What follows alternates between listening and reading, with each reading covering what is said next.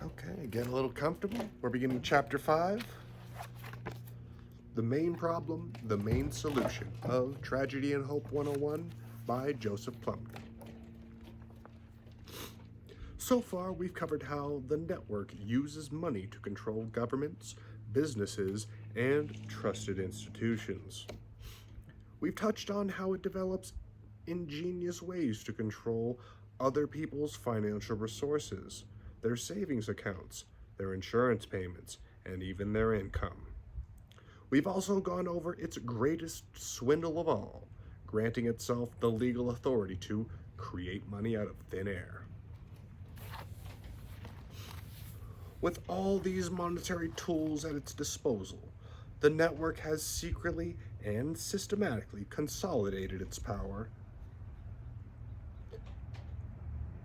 over global policies that affect the lives of billions of human beings. Unelected, its members operate beyond the reach of voters.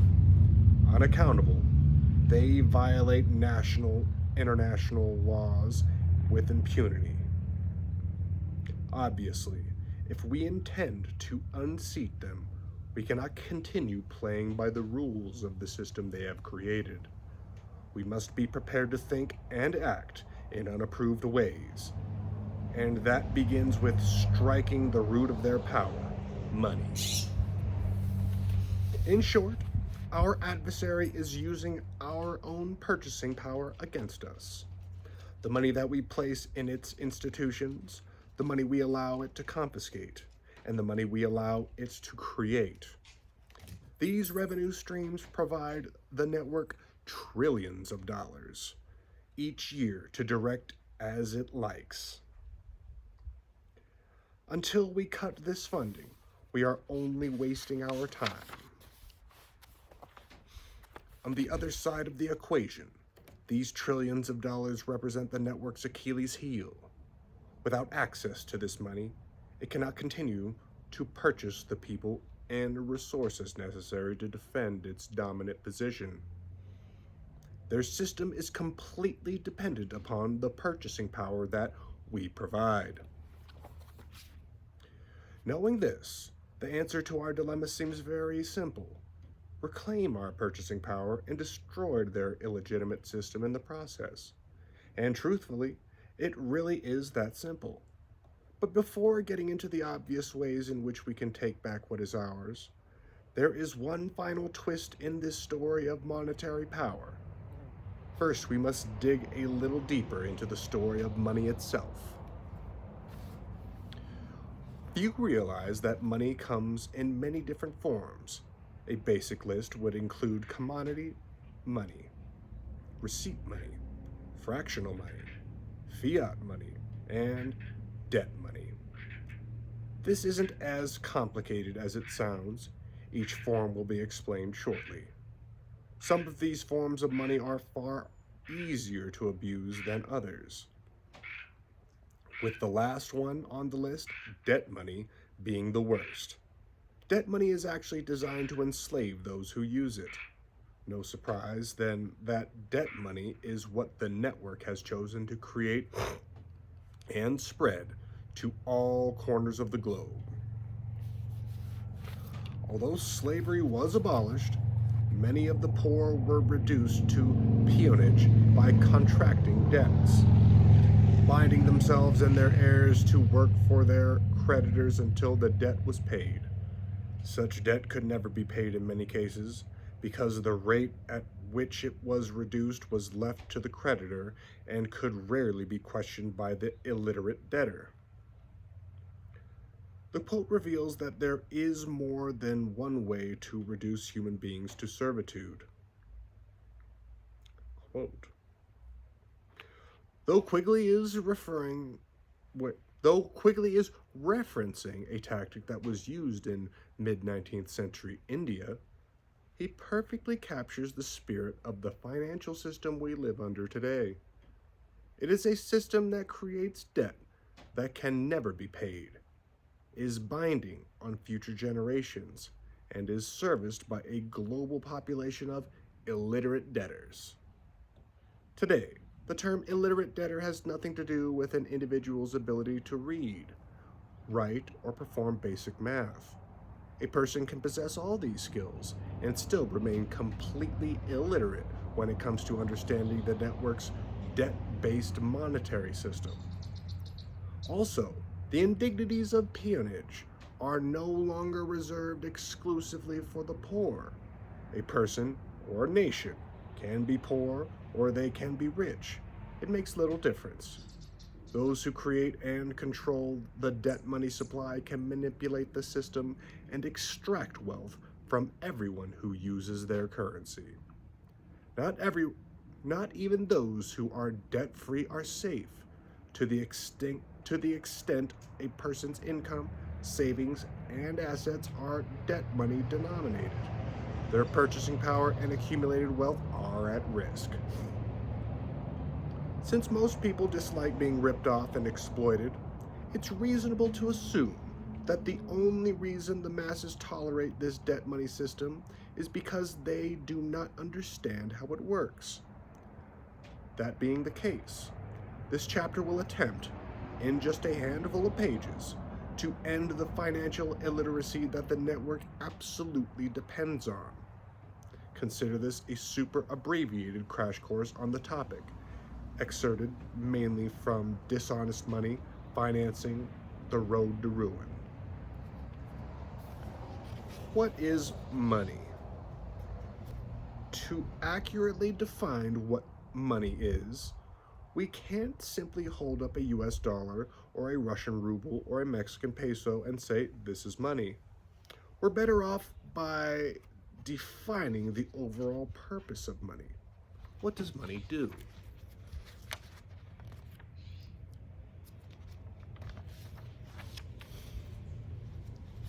On the other side of the equation, wait a minute, what does this money do? In the simplest terms, money enables us to purchase products and services from other people.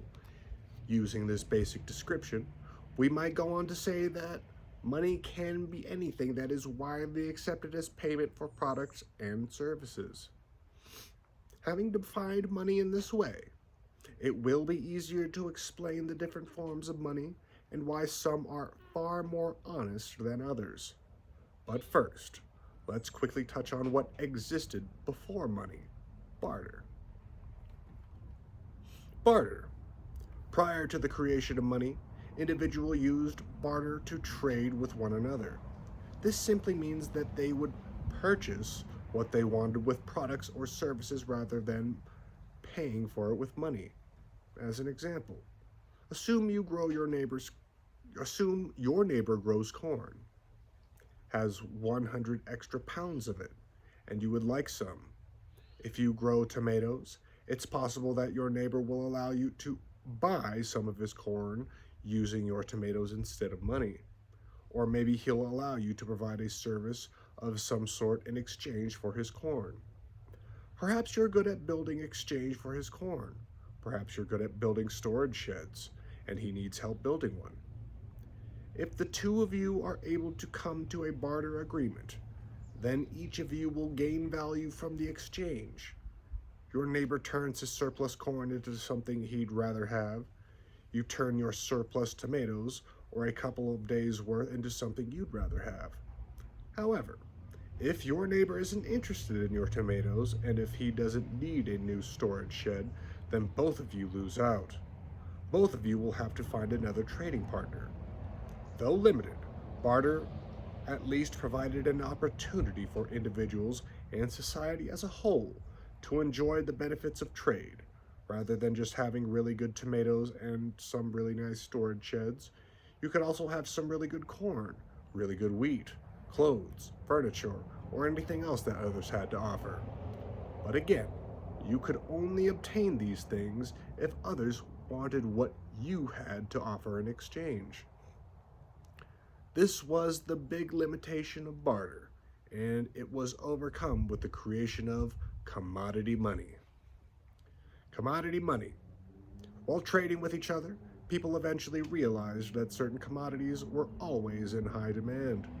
For instance, They discovered corn was so high in demand that it could consistently be traded for nearly anything. From that point forward, corn took on a value that exceeded its consumption value. In other words, even though your neighbor already had all the corn he needed, he would continue to grow or acquire more because he knew the corn would be accepted as payment for the products and services of others. The more corn he had, the more purchasing power he had. In this way, many different commodities, corn, wheat, cows, sheep, etc., eventually evolved into reliable forms of commodity money. But just as barter had its limitations, so too did early forms of commodity money. These problems were eventually overcome when metal was discovered. Unlike livestock, metal didn't need to be fed, watered, and cleaned up after. Unlike wheat and corn, you didn't have to worry about metal going bad, becoming contaminated with bugs, growing mold in storage, and so on. Also, metal was very easily divisible.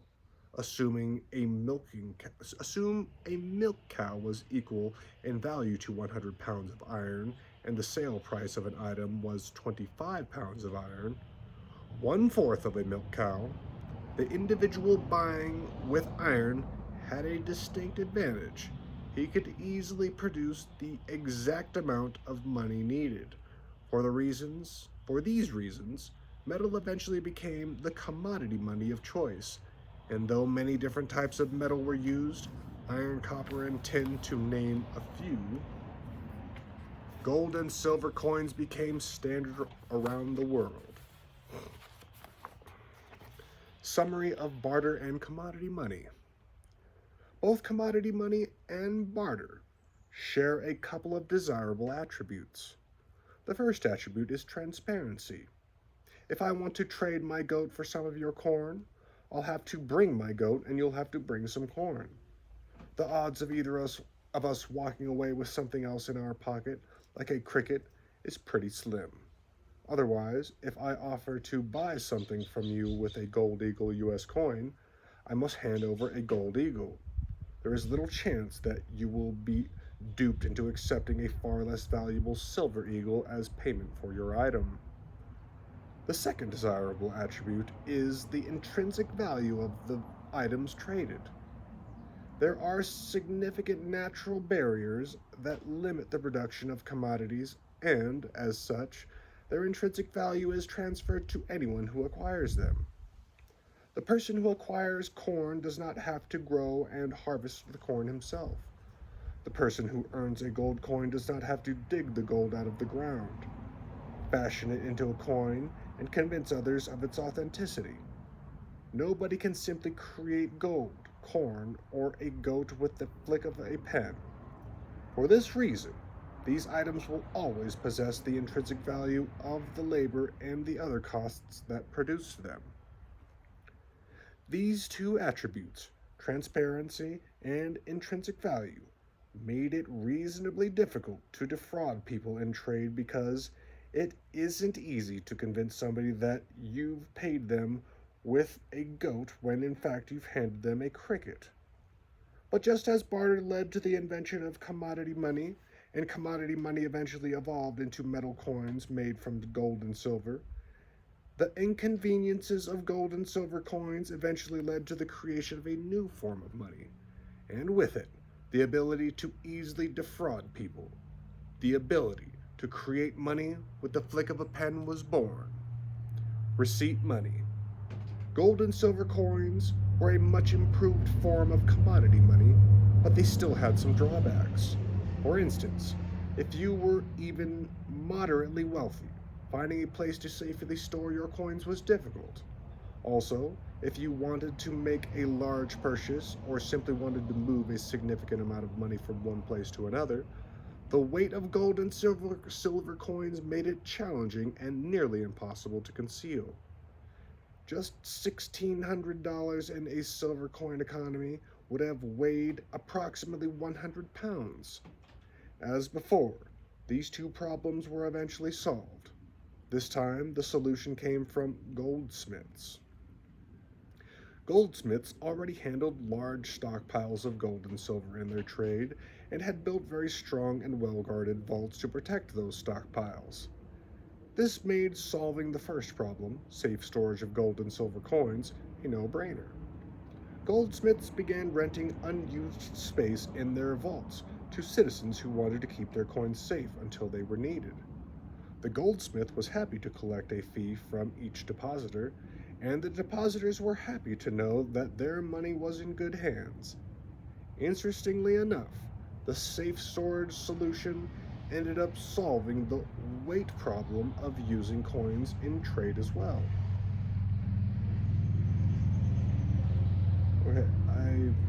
I missed a footnote after $100.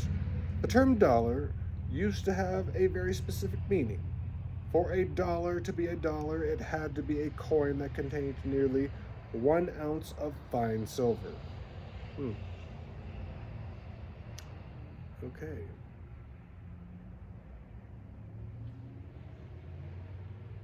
Goldsmiths began renting unused space in their vaults to citizens who wanted to keep their coins safe until they were needed. A goldsmith was happy to collect a fee from each depositor, and the depositors were happy to know that their gold was in good hands. Interestingly enough, the safe storage solution ended up solving the weight problem of using coins in trade as well. When a citizen came to deposit their coins for storage, the goldsmith would hand a depositor a paper receipt as proof of their deposit.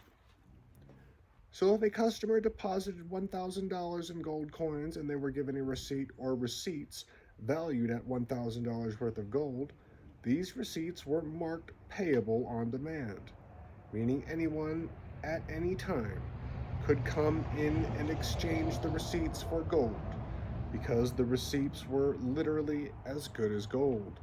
Citizens began accepting them as payments for products and services. From that point forward, the receipts became a new form of money, receipt money.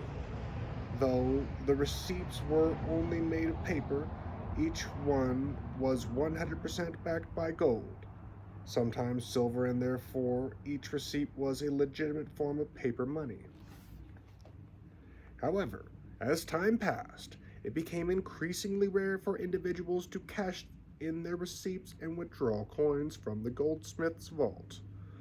Assuming their coins were safe and always available, depositors had no reason to remove them. They'd just have to find another safe place to store them if they did. Besides, it was much easier to use the receipt money in commerce.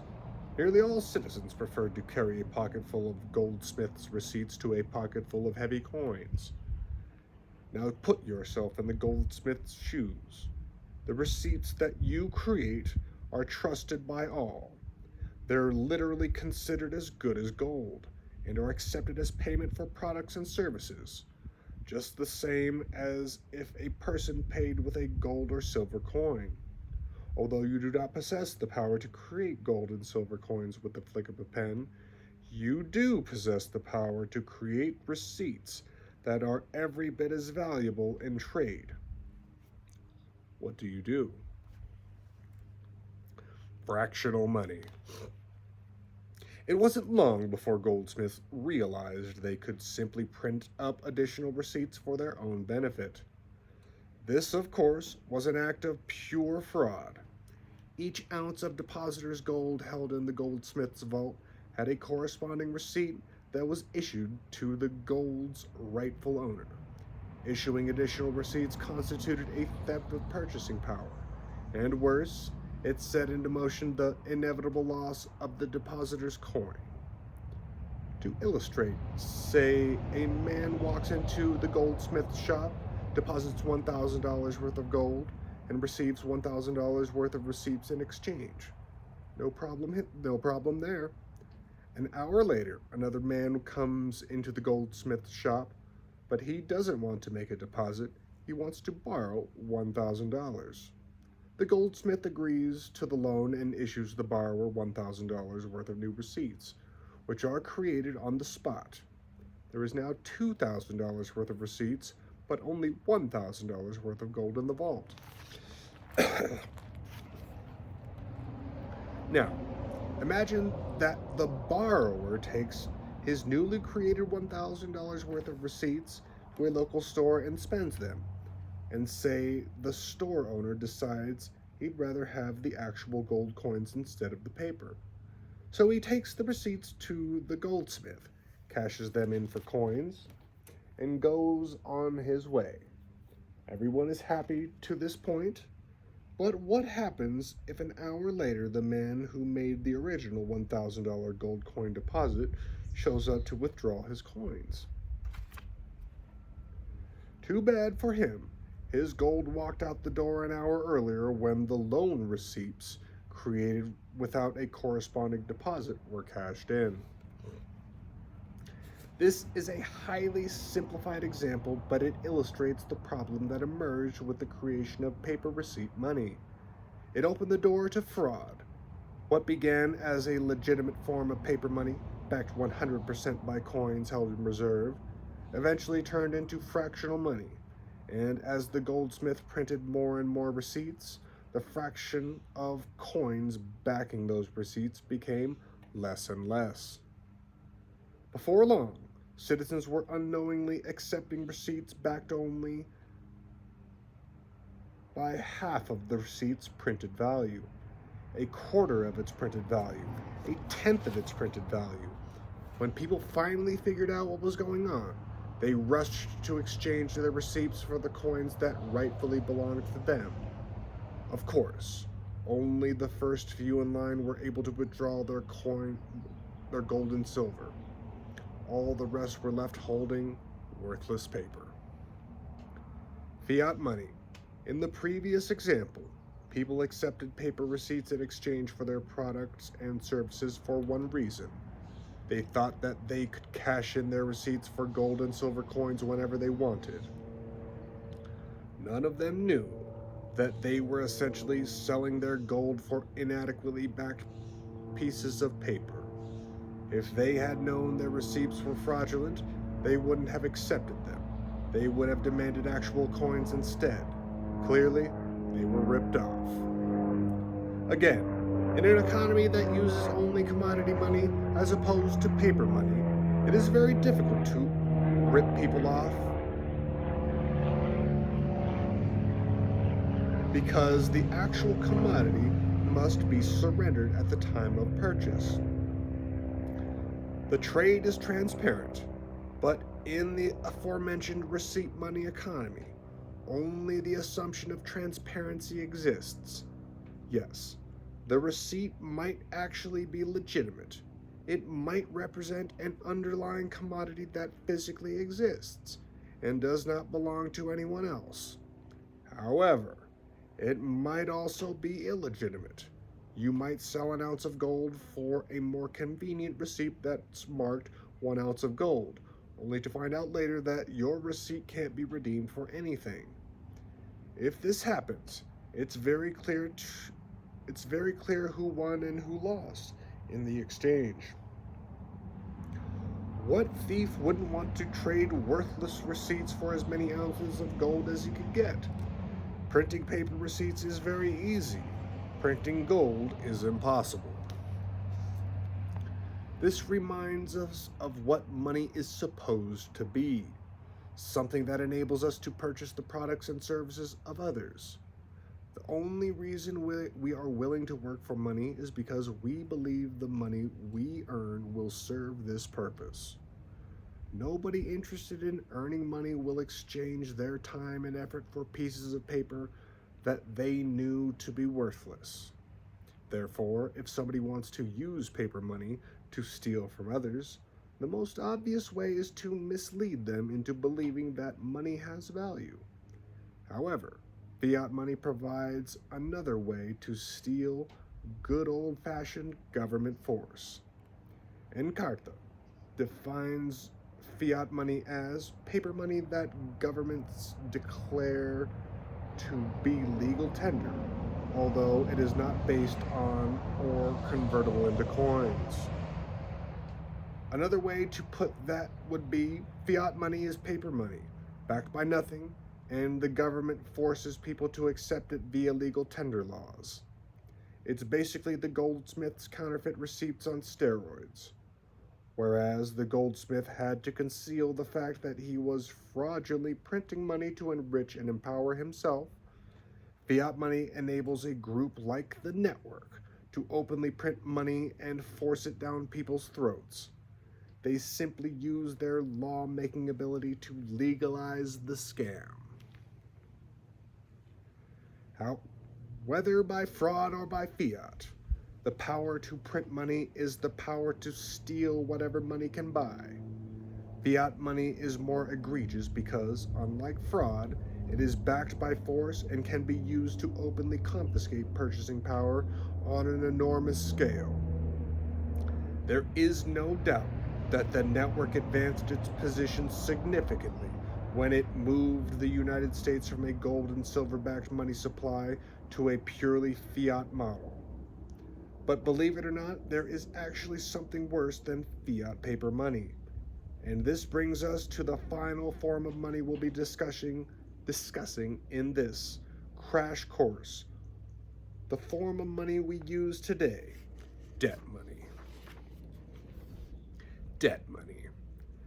Take the inherently fraudulent characteristics of the goldsmith's fractional money system and add in the greater fraud and force of pure fiat, top it off with a mechanism designed to generate inescapable debt, and presto, you've got the most sophisticated monetary enslavement system ever devised by man.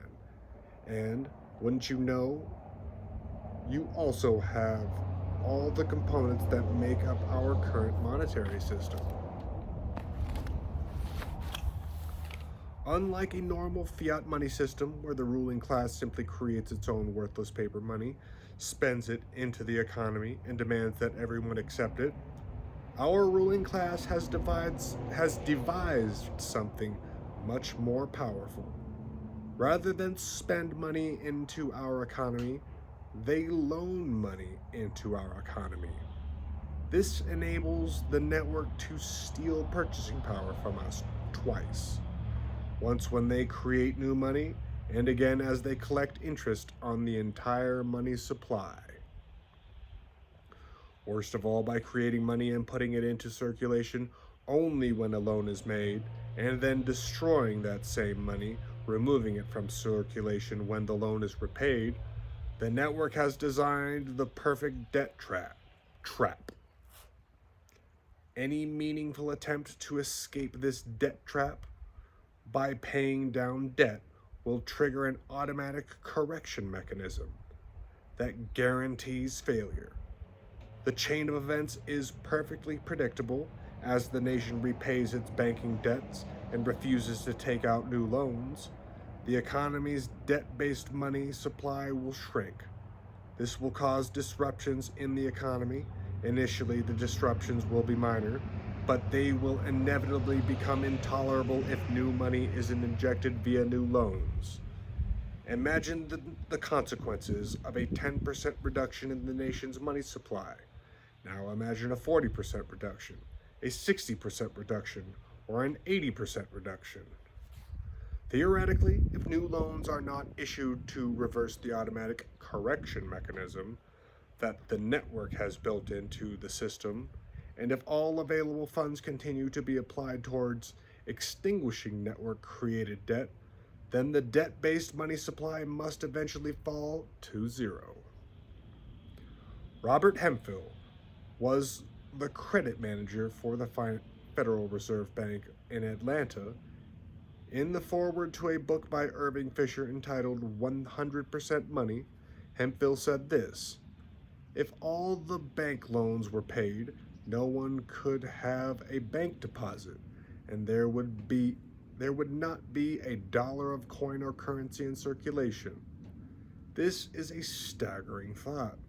We are completely dependent on the commercial banks. Someone has to borrow every dollar we have. If the banks create ample synthetic money, we are prosperous. If not, we starve. We are absolutely without a permanent money system. When one gets a complete grasp on the picture, The tragic absurdity of our hopeless situation is almost incredible. But there it is. Needless to say, the economic and political power that flows from this system is nothing short of obscene. Therefore, it's easy to understand why the network built this system like a prison. Playing by their rules, we cannot escape. We can never repay the debt that is owed. And just like the debt slaves of the 19th century India, this inescapable debt is binding on our children and our children's children, and so on forever. Of all the network's monetary powers, this particular power is the most destructive. In nation after nation, politicians who are happy to bury their citizens in debt are supported by the network and placed into positions of power. Some of the politicians are well-intentioned, others are not. In the end, it really doesn't matter, as politically motivated spending programs from warfare to welfare spiral out of control. It isn't long before massive monthly loans are needed just to cover the day-to-day operating costs of government. The noose is then tightening further with a never-ending slate of new spending programs that are added year after year, decade after decade. Out of the crushing debt that ensues, and the subsequent need for an endless supply of new loans to keep the bankrupt system afloat, the network secures its dominant position over everything and everyone that depends on its money. In the meantime, the illiterate debtors of the world slave away with no idea that the money they owe was created out of thin air. It was never earned by the lender. They have no idea that the system itself was designed to create an ever-expanding black hole of debt, a system of financial servitude that is literally inescapable. Those conspiring to bring us a world government ruled by an intellectual elite and world bankers are not playing games. They've worked hard to perfect and implement their strategy of economic conquest. They've proven their ability to seize control of nations large and small, even far-flung empires. They certainly haven't come all this way for nothing. How many are willing to fight? There isn't enough room here to cover how inflation, deflation, booms, busts, and bailouts all provide additional ways for the network to transfer wealth and power into its own hands.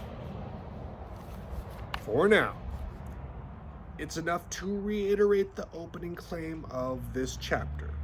Money is the root of the network's power. For them to dominate all the habitable portions of the world, they absolutely must maintain their ability to confiscate, create, and control money that we earn.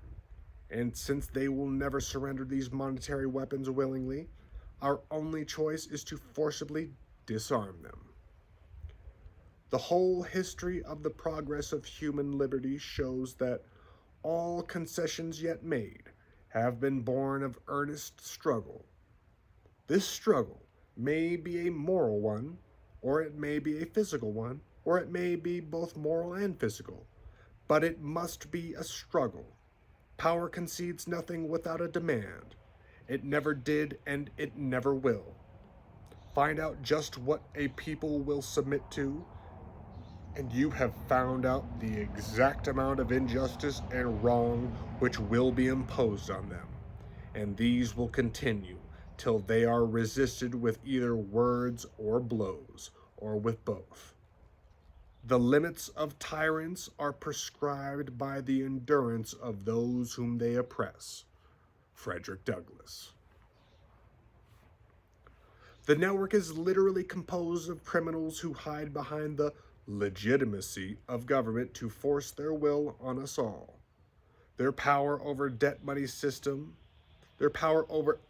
debt money system, their power to tax incomes and wage war on national sovereignty, their relentless expansion of the government that they control. All of this power has been taken by force and fraud. They're not going to turn the government power they have created against themselves any more than an armed robber would turn his own gun against him in defense of his victims. No, to reclaim what is rightfully ours, we are going to have to fight. And this leads to one final problem. Time and time again, history has shown that the predator class will do whatever is necessary to gain and keep the reins of power. In fact, those who subscribe to the concept of survival of the fittest would almost certainly argue in the network's defense. Its members have studied rulers of the past, improved upon ancient techniques of propaganda and mass manipulation, and have thus earned their right to rule. Following this logic, the same survival of the fittest crowd would argue that the masses belong exactly where they are, beneath the ruling class. Without the willful ignorance, indifference, and timidity of the subjugated, our rulers simply could not exist. It is a symbiotic relationship, one of a parasite and host. Society's refusal to even acknowledge, let alone remove, the bulging tick that's stuck to its forehead is akin to consent. This being the case, why shouldn't the network continue gorging itself? Does this position blame the victims? Perhaps, but sometimes the victims deserve a little blame. The typical voter has chosen to accept a fairly obvious lie, that the government is an instrument of the people, that it is subject to the will of the governed, and nobody inside or outside of government is above the law. To these voters, the idea of a highly organized shadow government operating at the direct expense of the governed is laughed off without investigation. They might passionately believe that Republicans are corrupt and that only the Democrats can save them, or that the Democrats are corrupt and only the Republicans can save them. But they have yet to recognize the deeper truth. Neither Republicans nor Democrats are ever going to save them. Both sides are funded and maintained by the same ruling class to create the illusion of choice. To really drive this point home, let's revisit a few earlier quotes. First from Quigley. It is increasingly clear that in the 20th century, the expert will replace the democratic voter in control of the political system. Hopefully, the elements of choice and freedom may survive for the ordinary individual in that he may be free to make a choice between two opposing political groups, even if these groups have little policy choice within the parameters of policy established by the experts. In general, his freedom and choice will be controlled within very narrow alternatives. And again, our expert on scientific manipulation, Bertrand Russell, takes the concept of hidden power a step further. The excerpts will not only target the electorate for manipulation, they will target the elected as well. The government, being an oligarchy, may invent ingenious ways of concealing its own power, leaving the forms of democracy intact, and allowing the plutocrats or politicians to imagine that they are cleverly controlling these forms. Whatever the outward forms may be, all real power will come to be concentrated in the hands of those who understand the art of scientific manipulation. Finally, from the father of propaganda himself, Edward Bernays. The conscious manipulation of the masses is an important element in democratic society. Those who manipulate this unseen mechanism of society constitute an invisible government which is the true ruling power of our country. To summarize the substance of this problem, The majority of the population does not understand how they're being manipulated, nor do they see a bulging tick stuck to their society's forehead. They see only the image of government that the true ruling power wants them to see. And if they continue turning exclusively to the same ruling power for all of their information, their perception will never change. That's why, if we want to keep as many fighters as possible, we're going to have to speak up. We're going to have to counter the conscious manipulation of the masses. Solutions. Where to begin? This short section of the book will be the easiest to write. That's because there isn't anything particularly complicated about how to free ourselves from financial and political servitude. Footnote, I wish I could say the same about preventing the recurrence of the exact same problem under a new group of ruling elite, but that's another story for another time. In a nutshell, it boils down to this. The network's empire is built entirely on stolen financial power and manufactured consent. Our objective is to undermine both of these, one mind and $1 at a time, until the network can no longer defend itself in any meaningful way. That's it. Now the question becomes, what are the steps we should take to achieve this objective? Although there are many options, implementation of the following will absolutely devastate the network's power. Number 1, raise awareness. Expose their illegitimacy. This is not only the easiest step, it is arguably the most important. Reach out to new people regularly and share information that exposes what the network is and how it operates. When you encounter individuals who either refuse to look at the facts or who minimize the significance of what's presented, do not take it personally. If they attack you, do not take it personally. In most cases, they are simply defending their worldview. It has nothing to do with you.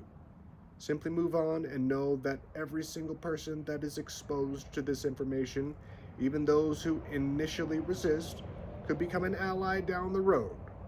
The same cannot be said of those who are never exposed to the truth. Number 2, competing currencies. Stop using the network's money. End the Fed is the rallying cry of millions who have learned how the network's Federal Reserve System was created and how it operates. This privately owned and controlled money machine has been rightfully identified as the heart of the enemy's power. To truly disarm the network, we first must end its ability to create and control our money supply. This can be done, but it won't be easy. The good news is that anti-Fed sentiment is growing every day. The bad news is that the network is already manipulating this sentiment, steering well-intentioned critics toward nationalizing the Fed. But nationalizing the Fed will not end its ability to create and control our money supply.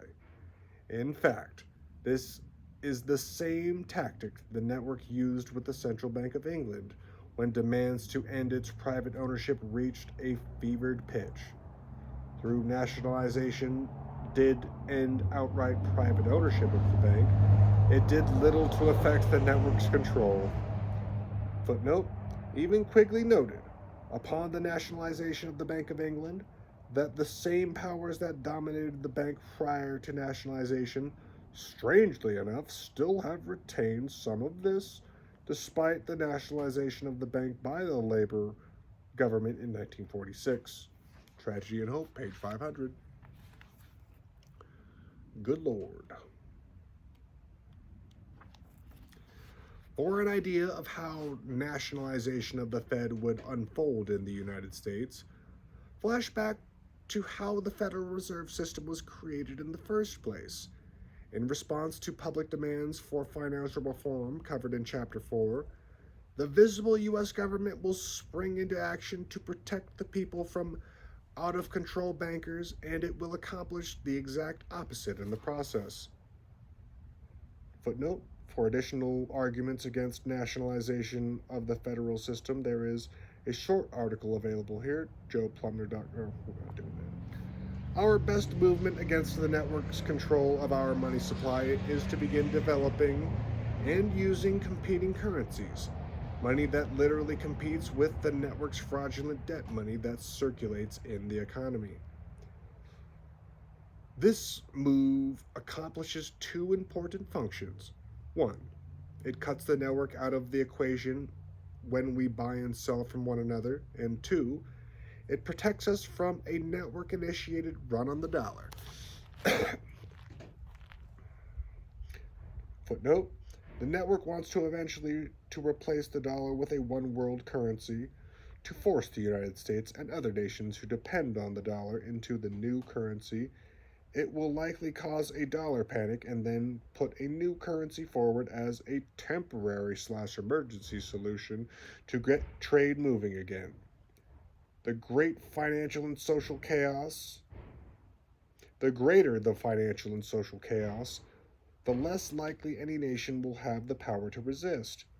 However, if there are already other viable currencies in place that can facilitate trade without major disruptions to the economy, there will be no need for the citizens of the world to accept an expanded debt-denominated slave monetary system. Gold and silver are the two most obvious forms of money that we could begin using, and some states, aware of the dangers of the current monetary system, have begun pushing legislation that will make gold and silver legal tender again. But gold and silver aren't the only options. Digital currencies like Bitcoin, Litecoin, and even Dogecoin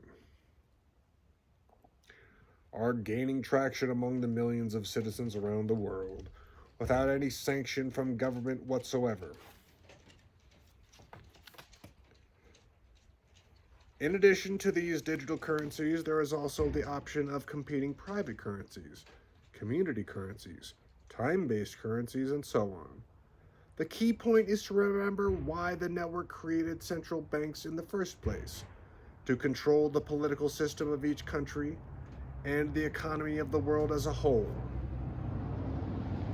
The sooner we develop effective ways to trade outside of their system, the sooner their system will become irrelevant and we can ignore it into oblivion. Attack the income tax, number 3. In Chapter 4, we went over how the network approximately 100 years ago began stealing massive amounts of money for its global domination project. It called the theft income tax and has glorified the annual expropriation of a citizen's moral duty ever since. It's beyond the scope of this text to delve into how the network, acting through tax-exempt foundations, has used education to build public support for this previously illegal confiscation of wages. Number 16, footnote. The topic on how the network has used education to pull the strings of the public mind is an enormous and well worth looking into. If you want a short introduction, I recommend Ed Griffin's interview on Norman Dodd. I'm not reading a link. Suffice to say, using government as its instrument, the network can now funnel trillions of dollars each year into furthering its own interests. From multi-trillion-dollar banker bailouts to the approximately $100 million per hour gushing into the military-industrial complex. Footnote, this is a term made popular by President Eisenhower in his farewell address.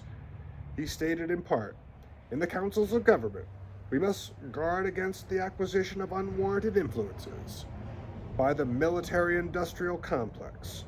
The potential for a disastrous rise of misplaced power exists and will persist. We should take nothing for granted.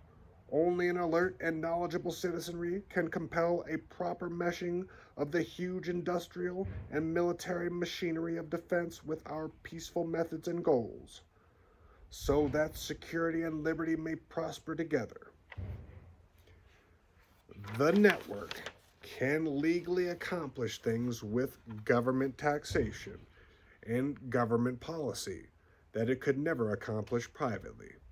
Of course, private power disguised as government power is hardly a new phenomenon, and those who founded the United States federal government did everything they could to protect us from this problem. They knew that the more powerful the government became, the sooner it would be corrupt for private use. That is why our Constitution was written to limit government power. Our Bill of Rights was written to limit government power. The founders' opposition to standing armies, their stance against fiat paper money, their aversion to taxation, all of these served to limit government power and, by extension, the inevitable private abuse of that power. Unfortunately, the network has relentlessly undermined or outright destroyed all of the aforementioned limits, one by one since 1913. This perfectly illustrates why we must serve or severely this perfectly illustrates why we must sever or severely disrupt their so-called income tax funding mechanism. Forget the fact that it was foisted on the nation via fraud and manipulation. Forget the fact that the revenue is being used to destroy rather than protect the substance of our Constitution and Bill of Rights. Instead, view the argument against a compulsory income tax purely from the angle of a power relationship. View it the way the network views it. If the citizenry can force the government to obey its wishes by cutting off access to money, then the citizens have the final say on whether or not a policy decision will survive. However, if men with power can simply confiscate whatever amount of money they want via taxes or via printing press, then the citizens have lost their most effective non-violent method of control. Yes, they can still express massive disapproval, as they did in the case of the most recent banker bailouts, but this means nothing as long as their complaints are submitted with a payment in full and all of the outrage over the government's refusal to listen falls on easily replaceable representatives.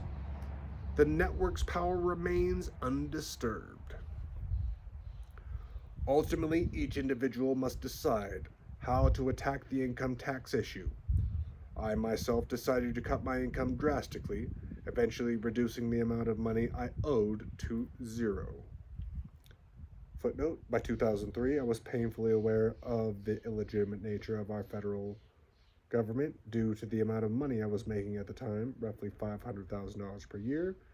My so-called income taxes, even after deductions, were running in excess of $100,000 annually. There is no way how I can express how compromised I felt each time I wrote one of those checks, knowing full well that I was empowering individuals who were actively engaged in the destruction of my country. So I resolved to sell my business and do everything I could to expose their crimes, living mostly off savings and revenue from whatever assets I could sell.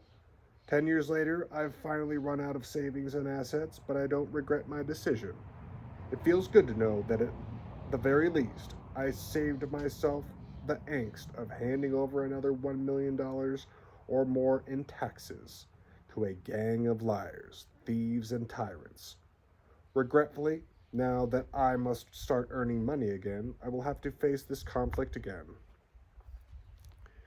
This is probably too radical for most people, and there are certainly other options. Some find legal ways to reduce their income taxes, others engage in not so legal ways.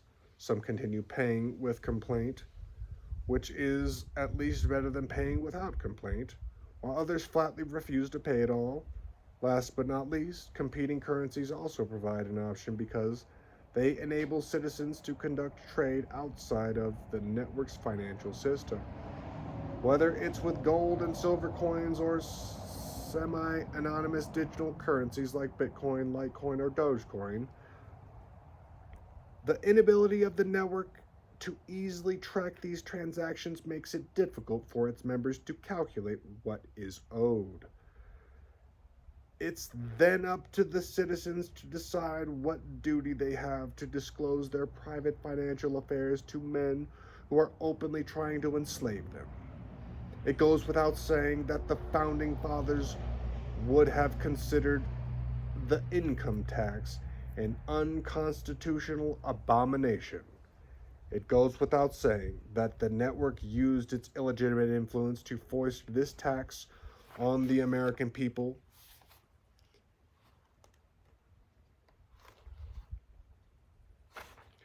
It should have never existed. It out it out it ought to be repealed and replaced with preferably nothing. The federal government carried out its intended role in our society. Without an income tax for more than a century, it can do it again. Nullification. Refuse to comply, refuse to convict. Jury nullification.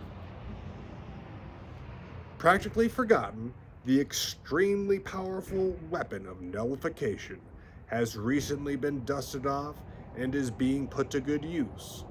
The concept behind nullification is very simple. The people determine what the government has the power to do, not the other way around.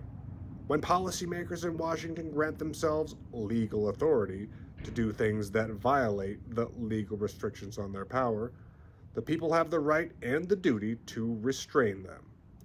24 American states nullified the Real ID Act of 2005. More than a dozen states have successfully defied the federal government over medical marijuana. Nullification initiatives of all kind involving the recent healthcare legislation, cap and trade, and the Second Amendment are popping up everywhere. The indispensable source for developments connected to nullification can be found at 10thamendmentcenter.com. Its legislative tracking page covers a variety of nullification initiatives and tracks their progress in state legislatures across the country. State nullification, even the threat of state nullification, is a tool that has been used effectively for hundreds of years in this country. From the Alien and Sedition Acts of 1798 to the unconstitutional searches and seizures of 1807 through 1809. From resistance to conscription in 1812 to the northern states' obstruction of the fugitive slave laws, nullification has provided a non-violent way for citizens to push back against federal overreach. But state nullification isn't our only option. Another form is jury nullification, and it has the potential to be even more powerful. Jury nullification occurs when a jury concludes that a defendant is technically guilty but fails to convict the defendant on the grounds that the law in question is unjust. While jury nullification is legal, judges frequently do not inform juries of this power. In the United States, jury nullification first appeared in the pre-Civil War era when juries sometimes refused to convict for violations of the Fugitive Slave Act. Later, during Prohibition, juries often nullified alcohol control laws, possibly as often as 60% of the time. This resistance may have contributed to the adoption of the 21st Amendment repealing Prohibition. To demonstrate the enormity of this direct power, we were given over our government. Imagine the following hypothetical scenario. I am a juror, and you have been dragged into court for refusing to pay your taxes to the network's collection instrument, the IRS. Unrepentant, you stand and state the following. I will no longer voluntarily fund an institution that violates law with impunity and engages in morally reprehensible behavior. I will no longer be complicit in crime. I would rather be punished for obeying my conscience than be rewarded for ignoring it. It's very unlikely that your defense attorney would support this approach, but remember that this is just a hypothetical scenario to demonstrate the power we still possess as citizens. If I am a juror in this case, you better believe that I am going to argue for nullification. If that fails, I am going to ensure a hung jury. There will be no conviction this time around. Now multiply that same scenario a couple dozen times, then a couple hundred times, then a couple thousand times. The power over our incomes, stolen by the network in 1913, will be rightfully returned to the people. Laws that cannot be successfully prosecuted cannot survive. Nullification is our final, non-violent check on the abuse of government power. Disruptive technologies. Number 5.